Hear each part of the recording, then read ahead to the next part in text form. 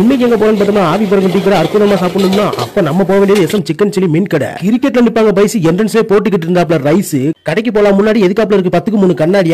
அப்படி கண்ணாடிக்குள்ள என்ன இருக்குன்னு அதை நான் சொல்லவே தேவையில்லை, நீங்களே பாருங்க.